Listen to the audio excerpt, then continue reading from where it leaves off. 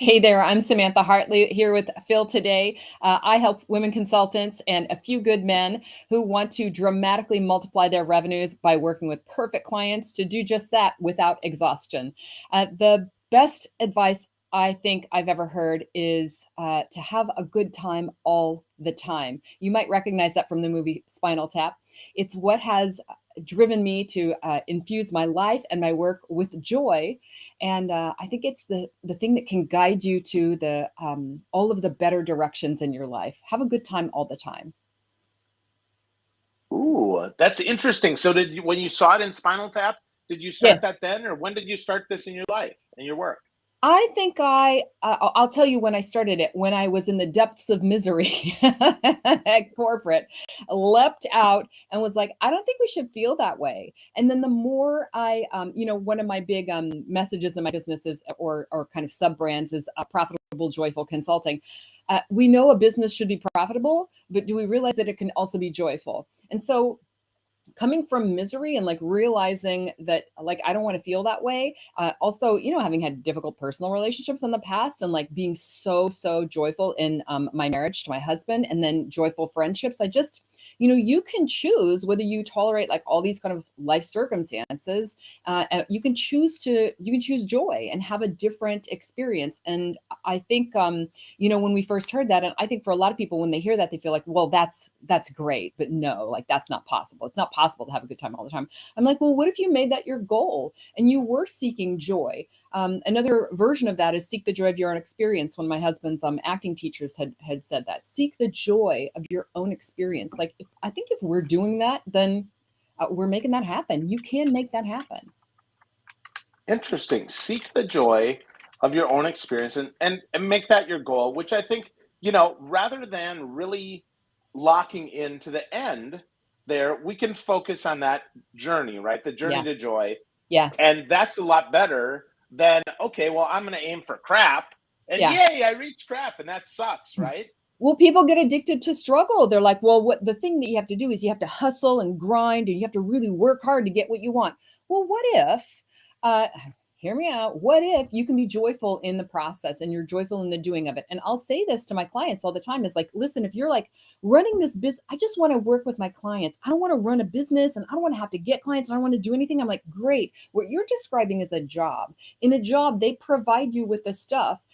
In self-employment, we have to get the clients, we have to make the business run. As a consultant, you have to, the pursuit and the running of the business, the pursuit of clients, the marketing, the sales, the content that you're creating, like all of that, that has to be joyful for you, or you're going to be miserable most of the time in your business. Yeah. Wow. Yeah. Because that's the real work.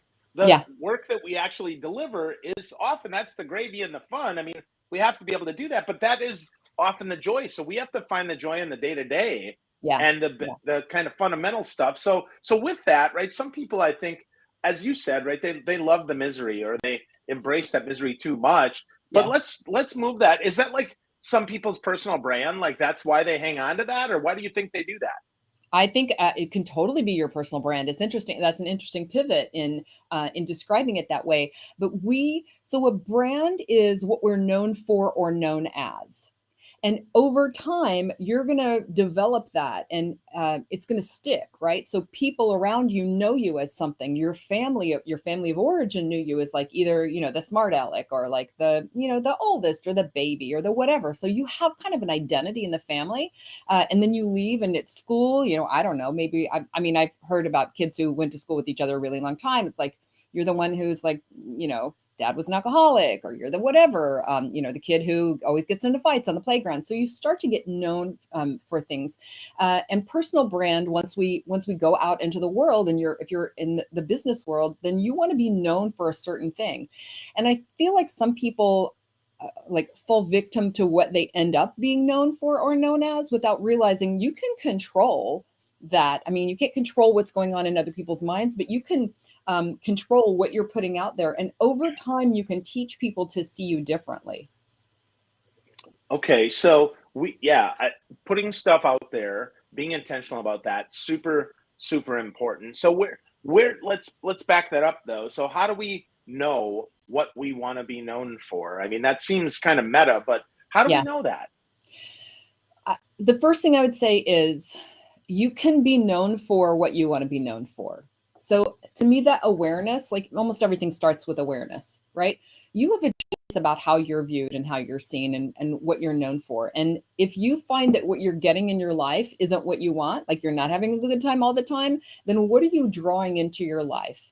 And how are you being so that you're drawing that into your life? So I think it begins with the awareness of like, you can change your circumstances by being different allowing different things into your life. So if I look at my life and I'm like, what's the consistent theme? And a lot of this is at work. I mean, yes, it's personal relationships. Since I work with people in work, I'll describe things at work. But if you notice at work, like they always give you, like you're known as the person who gets everything done, and so they always pile stuff onto you because, like, Sheila, she can always handle more work, and so let's just take that special project to her. And she's like, okay, I'll do that too. And so they just pile stuff onto her, and she's like the repository for extra work. Sheila has terrible boundaries, and so she needs to kind of speak up and like be known as something else. So instead of like she'll do it, she'll clean up everybody's messes, she'll take all of the whatever. Sheila can begin over time to say, actually, I have as much as I'm able to do well, and so maybe somebody else. You begin by setting those boundaries and teaching people. Like you have to teach people that you will stand up for yourself.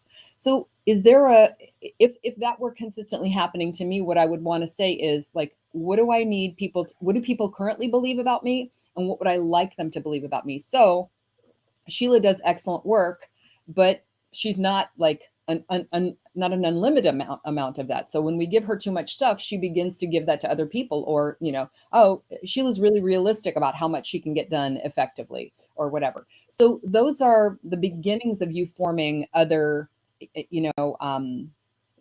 beliefs about yourself in other people's eyes. And you're hearing like, it's in like they hold that when I teach my clients about branding. I'm like, this is in the hearts and minds of your brand constituents, people who are involved in your brand. So your buyers, your colleagues, your team members, everybody at large, your target audience at large, they hold your brand in their hearts and minds. And so we can't control that, but we can influence it. So let's say Mike is known as a late person, and everybody's like, oh my God, here's Mike again. Well, if Mike shows up on time once, then it's an accident. But if Mike begins to show up consistently on time and even like 5 minutes early, well, suddenly we all begin to have a different view about Mike. And it's like, well, gosh, well, then maybe anything can happen. Now, if he screws up and is late another time, then it's like, you wash away all the good work. But that's how we can, in little incremental ways, begin to revise someone's ideas about us.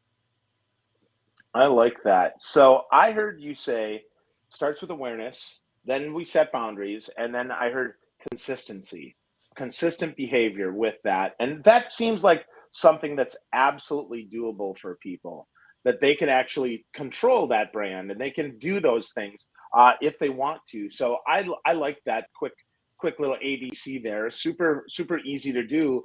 25 years ago, Tom Peters created this brand called You. We talked about this kind of green room style in our prep call here. But why is this so important now, Samantha? Why do folks have to really own this and have some sort of self-determinism in their own brand? So about the time that Tom Peters said that, the brand called You, like you are the brand. Each individual of us is a brand. Like those of us who are self-employed and have been for a really long time, we're like, oh, we know we're our business is the brand and we have that identity. We're aware of that. But what if you're like an employee in a corporation and you're in charge of your own career? Like nobody knows this better than Gen Z. So who I'm talking to right now are going to be older generations who are like, I've heard about this personal brand thing. And what is this really about? You're not gonna have a 30-year career with a single company anymore. And I remember when if you had a resume that looked like every 2 years, jump somewhere every 2 years, like that was a bad thing. That's not a bad thing anymore. So things are really changing. So the consistency, it used to be that we were identified with the companies that we worked with. And now really the consistent thread in your career is you. And so the companies that you work for may change, but the way that you are going to influence and impact your own future and your own career is by taking control of that and owning that. Well, sure, we always had to own our career. Kind of. What you're owning now is like, I can have a consistent brand no matter where I'm working or whether I'm working or not. And as a matter of fact, I don't need to even work for a single company for that to be okay. I can have 3 side hustles that make up my career. But what do the neighbors think? They don't understand that, so and so is working from home all the time. Well, this is pre-COVID. Pre-COVID, if you were home all the time and you worked out of a home office, people were like, really? Like, what's really happening over there? Like in 2.5 years, we shook that up entirely. You can work from anywhere, including being a digital nomad.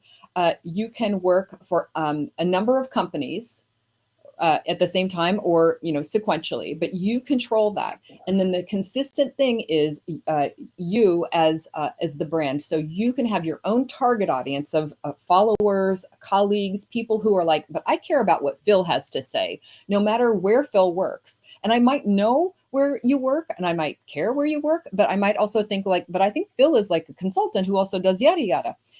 And maybe you do. So you get to create this identity that will be consistent throughout your career, wherever you go. Now, I say consistent. The thing that's consistent is that you own it and control it, but you can have as many iterations as you want. I mean, we're used to famous people like reinventing themselves, constantly. Taylor Swift is like, well, she was this, and now she was this, and now she was this, from country star to whatever just launched this week.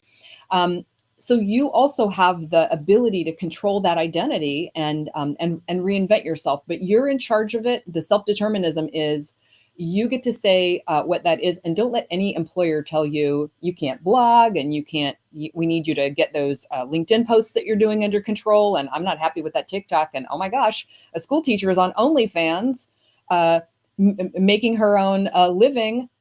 Well, we're all in charge of our own careers. That's an interesting point there about our own careers, right? Going from LinkedIn and TikTok to OnlyFans, which is super interesting to me, right? I think that's a natural progression, whether or not people agree with it or not. I mean, that's pretty normal. If people want access to you, for lack of a better term, you give them access in the way that works for you, not necessarily the way that people expect that. And I think that's important. So what about these? I read the other day, this couple had an OnlyFans. They were teachers, and then one of the other teachers found it, and they got fired from this position. So what the heck's up with that? Well, there may be in some particular jobs morality clauses. So in the contracts that you sign, it'll say you're not allowed to do anything that would, reflect poorly upon the organization that you're a part of. So that's one brand saying to a smaller brand, you can't do anything that would make our larger brand look bad. So to me, that's fair. What I think is not fair is saying it's okay for somebody to have a side hustle. Well, is it okay or isn't it? If it's not okay for people to have side hustles, then pay them a living wage. Pay someone enough money that they don't have to go and have side hustles. Now, as you're saying, is a teacher doing OnlyFans immoral or not? That's a different conversation. To me, people have a right to earn money outside of their work, and they have a right to control their business and their brand. So, morality clauses are a way that an employer can choose to do something about that. And that's a thing that you might sign. So by the way, watch your paperwork when you're signing off on something like that. But an employer should not be able to prevent you from working for them. Where this actually came up that I thought was really interesting, Phil, is during COVID, I personally talked to people who were working more than one full-time job, because the full-time job that they had didn't actually take their full time. And so they could do 2 of them at once. Perhaps it's immoral that they don't inform their employer that they're doing that, but I don't think that I don't think that if you're super efficient, that you shouldn't be able to handle 2 full-time jobs and be paid 2 full-time salaries, because it's the output and the outcomes that matter. And I don't think it's the way people work that matters. So that, I think, as a society, is what we're kind of debating right now, is like, what do we do if it doesn't take you full time to do your job? Then do you heaven forbid you need to sit in an office all day long. I mean, I'll tell you, in my corporate days, I sat in my office, our budget had been cut. I was there for 8 hours. I had no work. My boss's boss came by and was like, looked in my cubicle. So first of all, cubicle tells you everything you need to know. My boss came to me and said, what are you working on? I said, I don't have any work because you've cut my budget. She said, you need to look like you're working. I was like, that was the end. It was one of the many straws that went on to the final straw process. I'm not a person who is pursuing meaningful work. I'm not a person who thrives in you need to look like you're working. And so much, I'm sure so many people who are employees in companies are like, there's too much time spent doing something that appears to be work, which really isn't. Yeah, it's so interesting. I remember those days too, when sitting in my cubicle as well, like, okay, well, we wrapped everything up. Yeah. Okay, and you want me here till what time? 5:30? Yeah. All right. Well, here we go, right? And that's terrible. I mean, that's demoralizing. That's not helpful. And there were other weeks where I'd have 60 hours worth of work and I would work longer, but God forbid if I would ever leave a few minutes early, like, oh, what are you doing? It's like, really? Yeah. Like, come on. Like, I've got a BlackBerry. I'm on call all the time. Give me a freaking break. So with that, let's talk about this idea of anti-work, because I think that's a good segue over here, because I think so many people, I think this is going to catch fire. A lot of people, this kind of anti-work idea. So how do you define that, Samantha? I think it's a term. I think it's an extreme term to say I'm opposed to the way that we're working right now, and we need to rethink the way we're working. So anti-work doesn't mean I don't think anybody should ever work. I think nobody should be doing things that, or what you were just talking about, where it's like I'm in a demoralized situation where I'm supposed to be pretending something.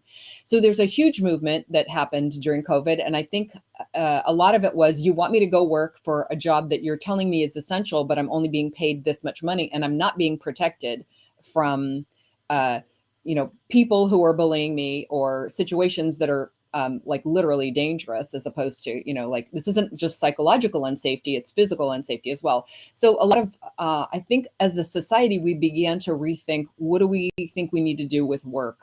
Does everybody actually need to work? Can we pay people to stay at home? Because we kind of did for a while. So like, what's the whole work thing about?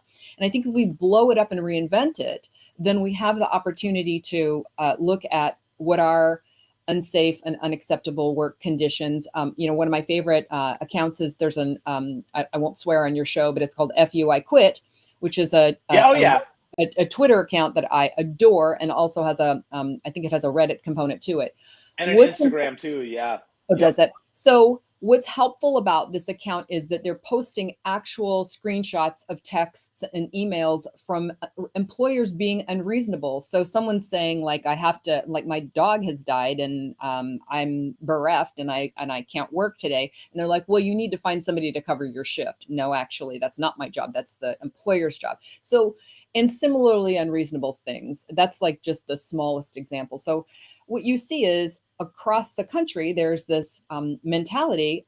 The problem is that from one point of view, it's like people don't want to work and they don't want to show up and work. But the other side of that is, a lot of the things that we're showing up to work for are irrational. And so they don't make sense. And now, one of my favorite expressions is, the truth is somewhere in the middle. So I think the truth is somewhere in the middle, and we're deciding right now as a nation, like, what are we going to do about this? And I think if we go back to the self-determinism, you don't have to put up with that. If you're in a situation where things are unreasonable and stupid or toxic or whatever they are, you don't have to do that anymore. Enough, like, polish your resume, figure out what your personal brand is, post compelling ideas on LinkedIn, and you're going to get noticed by employers who are possibly not as abusive as the place you're leaving. Possibly not as abusive. If you're in that bad of a spot, I would hope that it's definitely going to not be. But I'm with you though, because you never know until you get in there what's really happening there. Right. But I think that I was just going to ask, right? Like, so how do we do that, right? How do we get our brand out there? Yeah. According to you, and I think posting insight is the best way to help with that, right? Asking questions that make people think is a great way to do that. What do you think about people, finding other people that are kind of maybe a bigger brand, and like going to their LinkedIn profile and maybe helping answer questions there? Is that a Yeah. good strategy too?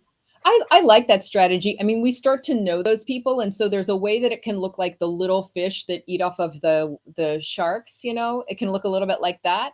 And however, it can also look, if you're doing that and you're actually really helping, then I think it makes a big difference. So as a strategy, that, and also reaching out to those people, and saying, hey, here's who I am, and can I help you with some things? So again, it's really saying, what do I want to do? If I could do anything I wanted to, and you can, seeking the joy of your experience, like what would be fun for me to do? What would be exciting? It's not like, oh God, you really want me to write some stuff and I have to do this thing. I'm like, no, what would be fun for you?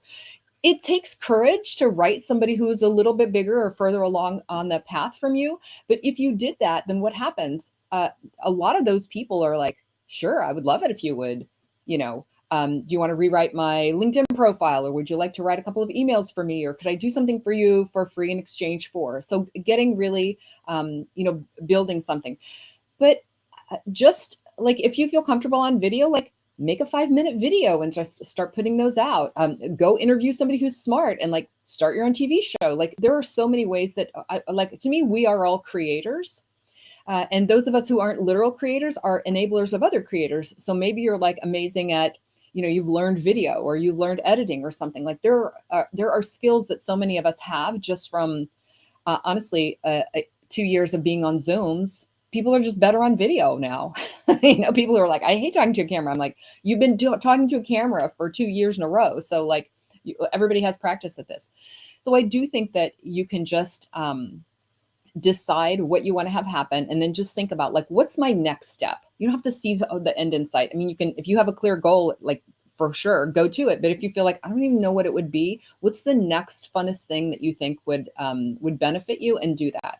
But remember, like, your insight, you use the word insights, which I think is super. Your insights are helpful to other people. Maybe they're not helpful to everybody, but I'm not as wise as so-and-so. Your audience is going to show up for you because you're going to be wise to other people. So get out there with it.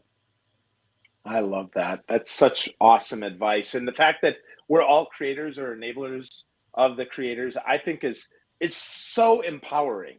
That's such an opportunity for folks. Is Friends, if you're listening to this, you have the choice, right? Samantha's making this really clear, and I couldn't agree more. We have the choice to decide what it is we want to do, and we only have to take the next most fun step. And I really, really love that. That's awesome advice, and something that everyone can do. So we take that brand, right? We have awareness around what we want. We set some boundaries. We get consistent, and we do this more, right? We share some insights. We take the next most fun step. I know that you work with a lot of folks like this. So what's possible here, Samantha, if they really work hard, and they were to hire you to coach and really do some good work? What's possible for folks? I mean, the sky's the limit, really. So I work with people who want to, who are consultants. So their business is giving advice. And one of the, something I've been doing since I was a child was giving advice. It's just the idea that actually someday somebody will pay you for that. So if you're a know-it-all, or if you love helping people and teaching things to them, and all of these things that when we're younger, maybe other people don't appreciate as much. Turns out when we grow up, people want to hear what you have to teach them, and how you can help them, and they want to ask you questions that you know all the answers to. So it's funny. I was just talking to one of my clients, and she's like, we talk about being A+ students. I'm like, a lot of the people that I attract are people who are like, I want to be an A. I know the answer. I'm an A+ student. So that's because the thing that we're motivated by isn't always money, but we are motivated by getting an A. And so sometimes success in your business can feel like getting an A. Like, I had a goal and I achieved it, and that was like an A for me. So what is possible is you can make money doing what you love. there's some caveats to that, but it is possible to do that. A lot of times, if you're working for an employer, one of the things that you can do is, if you don't want to be employed anymore, or you don't want to work for them, if you're looking for more freedom, like I was saying, you have 3 side hustles, you can leave that employer and work as a consultant for them instead of as a full-time employee for them. So you can build a consulting business. The minimum that I promise my clients is that they can double their revenues. So most people come to me doing 150-ish to 250-ish, and we can easily double that business. So a $250,000 a year business, a 500, like you can earn like whatever you need to get along in your area wherever you live. Like, I'm from a place where $100,000 is a lot of money, and then I live at a place where $100,000 isn't a lot of money. So whatever is that to you. And I'll tell you 2 examples. So one is that I have a client who says, I want to have $1 million a year business, but I don't want to have any like employees or team members, or I don't want to have a big team or anything like that. Is that possible? I'm like, yes, absolutely. I know people with that business.